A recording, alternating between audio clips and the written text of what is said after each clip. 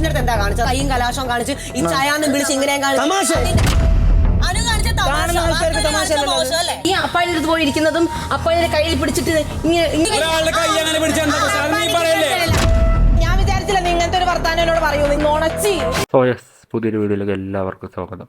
Big boss തന്നെയാണ് content. എന്താണെന്നറിയില്ല, ലാലേട്ടൻ വരുന്ന എപ്പിസോഡൊന്നും എനിക്ക് വീഡിയോ ചെയ്യാൻ സമയം കിട്ടാറില്ല. ശരിക്കും പറഞ്ഞാൽ ശനി ഞായറുമാണ് എനിക്ക് ഓഫ്. പക്ഷേ ആ ദിവസം എനിക്ക് വീഡിയോ ചെയ്യാൻ സമയമേ കിട്ടാറില്ല. എന്താണെന്ന് അറിഞ്ഞുകൂടാ. സ്ഥിരമായിട്ട് വീഡിയോ കാണുന്നവർക്കറിയാം. ഞാൻ ഇന്നേ വരെ ലാലേട്ടൻ വരുന്ന എപ്പിസോഡിൽ സ്ഥിരമായിട്ട് വീഡിയോ ചെയ്തിട്ടില്ല. അതായത് ഈ ശനി ഞായറും എല്ലാ ശനി ഞായറും സ്കിപ്പായി പോകും. എങ്ങനെയാണെന്നറിയില്ല. ഏതോ 1-2 വീഡിയോസ് മാത്രമേ എനിക്ക് ചെയ്യാൻ പറ്റിയിട്ടുള്ളൂ. എന്താണെന്നൊരു പിടിയില്ല. ഓക്കെ, എന്തായാലും coming back to the topic. പുറത്തുള്ളവരെല്ലാവരും കൂടെ അകത്തോട്ട് വന്നിട്ടുണ്ട്. വേണ്ട ബഹളമാണ് അതിൻ്റെ അകത്ത്. എങ്ങനെ ബഹളം വയ്ക്കാതിരിക്കും? കാരണം അമ്മാതിരി കാര്യങ്ങളാണ് പുറത്ത് അവർക്ക് ട്രോളായിട്ട് കിട്ടിയത്. സോ ആരായാലും ചോദിച്ചു പോകും. എത്രയൊക്കെ വേണ്ടാന്ന് പറഞ്ഞാലും അവിടെ എത്തിയ ആളുകളുമായിട്ട് സംസാരിക്കുമ്പോൾ, ആളുകളുമായിട്ട് ഇൻട്രാക്ട് ചെയ്യുമ്പോൾ സ്വാഭാവികമായിട്ടും നമ്മൾ ചോദിച്ചു പോകും.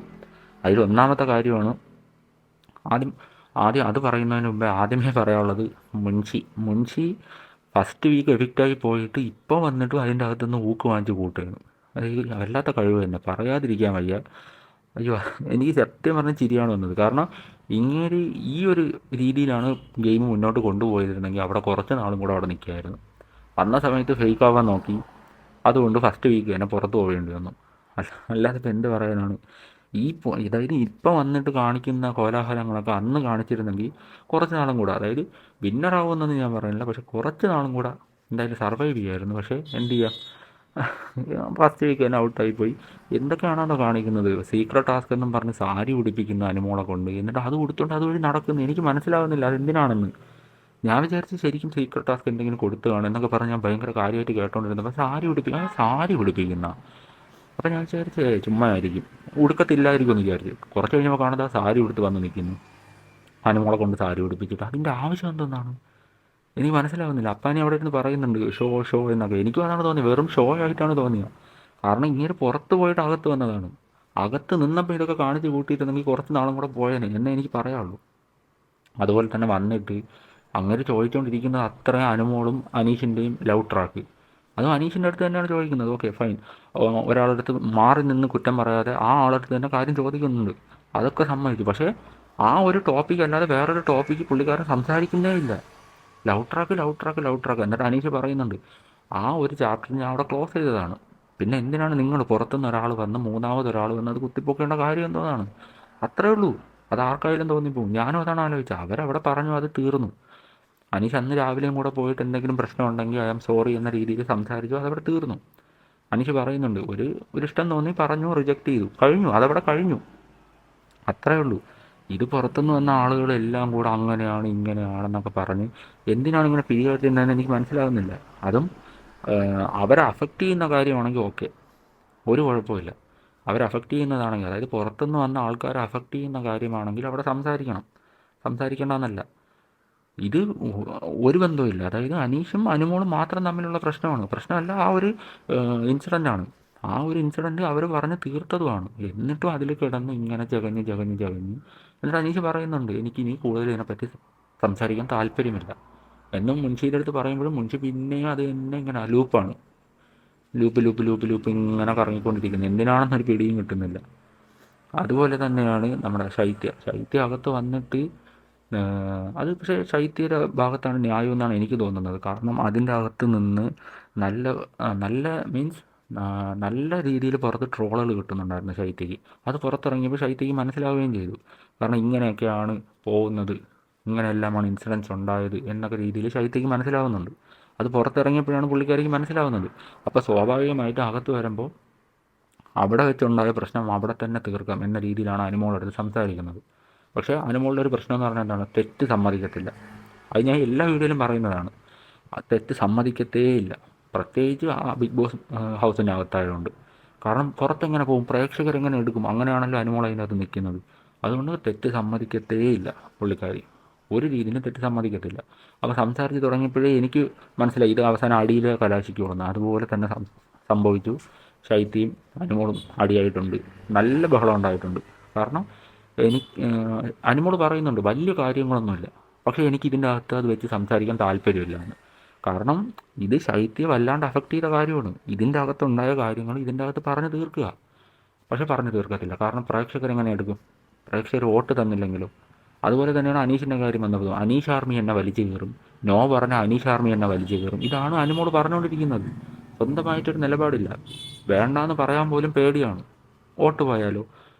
കാരണം പുറത്ത് പി ആർ കൊടുത്തേക്കില്ല, അവർക്ക് പൈസ കൊടുക്കണം, എല്ലാവർക്കും പി ആർ ഉണ്ട്. പക്ഷേ ഞാൻ പല വീഡിയോസിലും പറഞ്ഞിട്ടുണ്ട്, അനുമോൾ ഒരു ഇതും ഇല്ലാതാണ് അതിൻ്റെ അകത്ത് നിൽക്കുന്നത്. ടാസ്ക് പോലും ജയിക്കാതെ ഒരു ബിഗ് ബോസ് മെറ്റീരിയലേ അല്ല.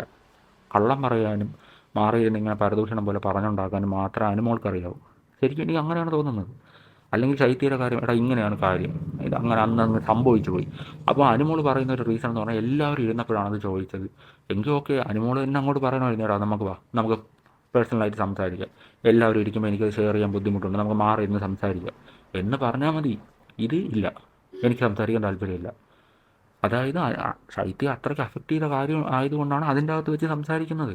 എന്തുകൊണ്ടാണ് നീ അങ്ങനെ തന്നെ പറഞ്ഞത്? അപ്പോൾ അനുമോൾക്ക് പറയാം, എടാ ഇതാണ് റീസൺ, ഇങ്ങനെ ഒരു സംഭവം സംഭവിച്ചു, അതുകൊണ്ടാണ് എനിക്കിങ്ങനെ പറ്റിയത്. അതുപോലെ ആർ ജെ ബിന്നിയുടെ കാര്യം, അതും എന്തൊക്കെ ഇരുന്ന് പറഞ്ഞുണ്ടാക്കി പുറത്ത് നല്ല രീതിയിൽ വിമർശനങ്ങൾ ഏറ്റുവാങ്ങിയതാണ് ആർ ജെ ബിന്നിയും ശരത്ത്. അതും ഇന്നത്തെ എപ്പിസോഡിൽ ചോദ്യം ചെയ്യുന്നുണ്ട്. അപ്പോഴും അനുമോൾ ഒരു വക മിണ്ടുന്നില്ല. പ്രൊമോയിലൊക്കെ കാണാം നിങ്ങൾക്ക്. പ്രൊമോ അറിയാലോ, promo is not a promise. അതുകൊണ്ട് പ്രൊമോ ഒന്നും നോക്കണ്ട, എന്താണെന്ന് വരുമ്പോൾ അറിയാം. അനുമോൾ ഒരു കാരണവശാലും വാതിറക്കില്ല. കാരണം പറഞ്ഞാൽ അനുമോളുടെ ഭാഗത്താണ് തെറ്റെന്ന് അറിയാം. ഓക്കെ, തെറ്റെന്ന് അറിയാവുന്നത് കൊണ്ട് അനുമോൾ ഒരു കാരണവശാലും വാതിറക്കത്തില്ല.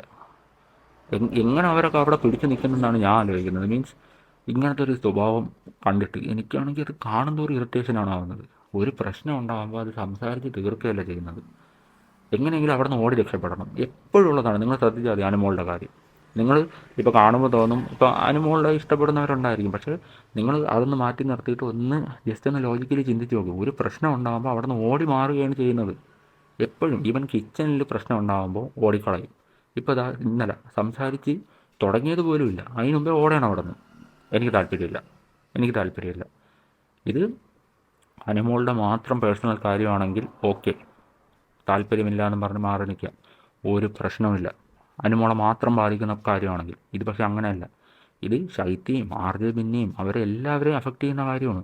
അപ്പം അതവിടെ പറഞ്ഞ് സംസാരിച്ച് തീർക്കേണ്ടത് അനുമോളുടെ കൂടെ ഒരു റെസ്പോൺസിബിലിറ്റിയാണ്. എനിക്കങ്ങനെയാണ് തോന്നിയത്.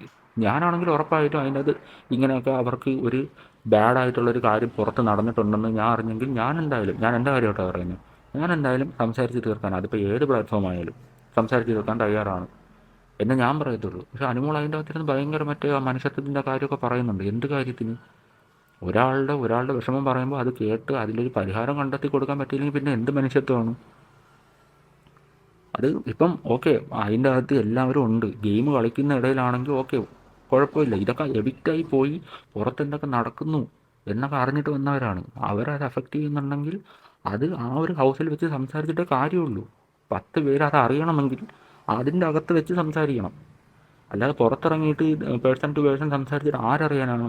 നിങ്ങളിനി അതിന് വേണ്ടി വീഡിയോ ചെയ്യുമോ? അതാണ് എൻ്റെ ചോദ്യം. അതുപോലെ ശൈത്യം അതിൻ്റെ അകത്തിട്ട് പറയുന്നുണ്ട്, ഇനി അനുമോളുമായിട്ടൊരു ബന്ധവുമില്ല എന്ന് പറഞ്ഞിട്ട് അടുത്ത മൊമെൻറ്റ് അവളുടെ ബെഡിൽ പോയിരുന്ന് സംസാരിക്കുന്നതാണ് അതിൽ കാണിക്കുന്നത്. പക്ഷേ അത് അറിയാൻ വയ്യ, എഡിറ്റ് ചെയ്തതാണോ എന്നും അറിയാമല്ലോ. അതിൽ എഡിറ്റ് ചെയ്ത് വീഡിയോ എങ്ങനെ വേണോ മാനിപ്പുലേറ്റ് ചെയ്യുക. ഞാനും അത്യാവശ്യം വീഡിയോ എഡിറ്റ് ചെയ്യുന്ന ഒരാളാണ്. അതുകൊണ്ട് എനിക്കറിയാം ഒരു വീഡിയോ എങ്ങനെ വേണോ മാനിപ്പുലേറ്റ് ചെയ്യുക. അതായത് നമ്മളൊരു ട്രിപ്പ് പോകുന്ന വീഡിയോ ഭയങ്കര ബോർ ട്രിപ്പാണെങ്കിൽ പോലും ഒരു വീഡിയോ അടിപൊളിയായിട്ട് ചെയ്താൽ പുറത്തുള്ളവർ വിചാരിക്കും അമ്പോ അടിപൊളി ട്രിപ്പായിരുന്നു എന്ന് പറയിപ്പിക്കാൻ പറ്റും വീഡിയോ കൊണ്ട്. അങ്ങനെ ഒരു ക്വാളിറ്റി ഒരു പോസിറ്റീവ് സൈഡ് ഈ വീഡിയോ എഡിറ്റിങ്ങിൻ്റെ ഇടയിലുണ്ട്. അതാരും അങ്ങനെ ചിന്തിക്കത്തില്ല. കാരണം കളർ ഗ്രേഡിങ് ചെയ്ത് പാട്ടൊക്കെ കയറ്റി അങ്ങനെയൊക്കെ കയറ്റി ഇടുമ്പോൾ ആളുകൾ വിചാരിക്കും അമ്പോ അടിപൊളി വീഡിയോ, അടിപൊളി ട്രിപ്പായിരിക്കും. പക്ഷേ ഭയങ്കര ബോർ ട്രിപ്പായിരിക്കും. അതിനെ ഈ രീതിയിൽ മാറ്റിയെടുക്കാൻ പറ്റും. അത്ര ഞാൻ ഒരു എക്സാമ്പിൾ പറഞ്ഞതേ ഉള്ളൂ. അതുകൊണ്ട് അറിയത്തില്ല. കാരണം ശൈത്യം അവിടെ ഇരുന്ന് ഇനി അനുമോളുമായിട്ട് ഒരു ബന്ധം ബിഗ് ബോസ് ഹൗസിനോ പുറത്തോ ഇല്ലെന്ന് പറഞ്ഞിട്ട് അടുത്ത് പോയി സംസാരിക്കുന്നത് കാണുന്നത് അനുമോൾ ബെഡിൽ കിടക്കുന്നു, ഇവർ പോയിരുന്ന് സംസാരിക്കുന്നു ശൈത്യമൊക്കെ. അതാണ് ഞാൻ കാണുന്നത്. അറിയില്ല, കാരണം ശൈത്യയുടെ ആവശ്യമാണത്.